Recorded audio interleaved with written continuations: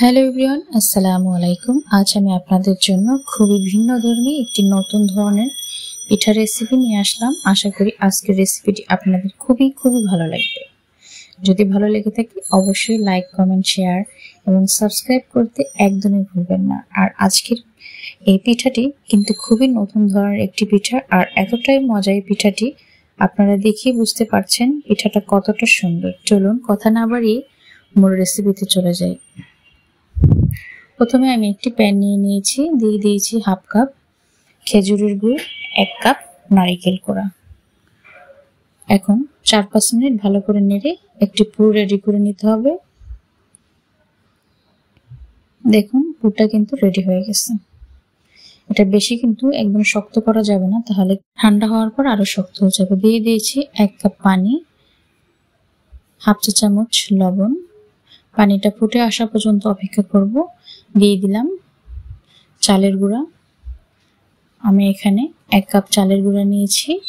খুব সুন্দর করে একটি ডো রেডি করে নিতে হবে।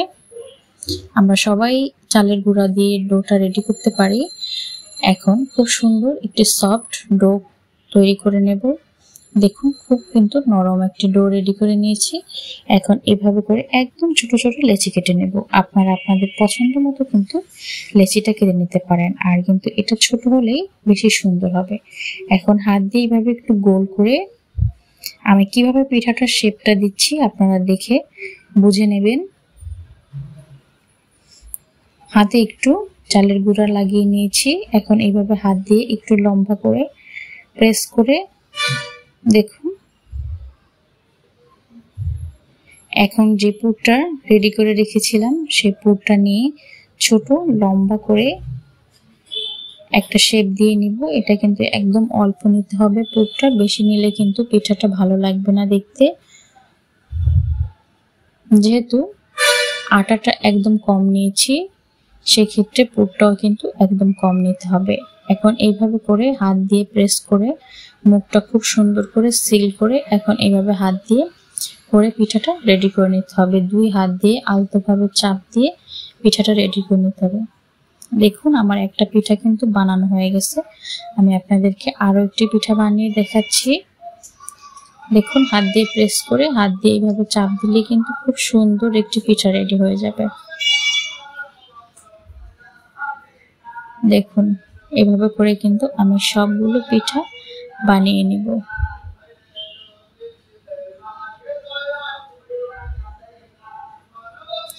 এভাবে করে কিন্তু আমি পিঠাগুলো সব বানিয়ে নিয়েছি।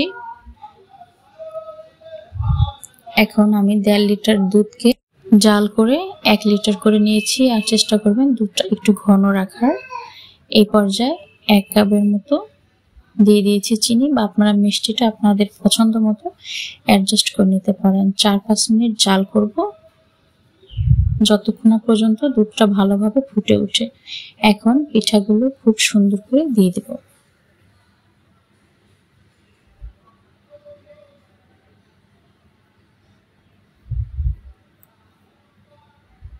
পিঠাগুলো দেওয়ার পরে এখনো আবার ভালো করে ফুটিয়ে নিতে হবে। 4-5 মিনিট ভালো করে ফুটিয়ে নিব। যেহেতু এখানে চালের আটাটা সিদ্ধ করা ছিল, সেই পর্যায়ে বেশিক্ষণ জাল করতে হবে না। এখন এই পর্যায়ে হাফ কাপ পানির সাথে আমি 1 টেবিল চামচ চালের গুঁড়া গুলিয়ে এখন দিয়ে দিয়েছি। এটার কারণে দুধটা ঘন হয়ে আসবে। দেখুন আপনারা দেখে বুঝতে পারছেন দুধটা কিন্তু আগের থেকে অনেকটাই ঘন হয়ে গেছে। দেখুন খুব সুন্দর কিন্তু ঘন হয়ে গেছে। এখন আমার চুলার জালটা কিন্তু অফ করে দিয়েছি। আমি এখন আপনাদেরকে সার্ভ করে দেখাবো। দেখুন মাশাআল্লাহ পিঠাগুলো কিন্তু অনেক সুন্দর হয়েছে। আশা করি আজকের ভিডিওটি আপনাদের অনেক ভালো লেগেছে। যদি ভালো লেগে থাকে অবশ্যই চ্যানেলটি সাবস্ক্রাইব করার অনুরোধ থাকবে। আজ এই পর্যন্তই। অন্য কোনো ভিডিওতে আপনাদের সাথে কথা হবে, আড্ডা হবে। সেই পর্যন্ত সবাই ভালো থাকবেন, সুস্থ থাকবেন। সবার জন্য দোয়া করবেন। আসসালামু আলাইকুম।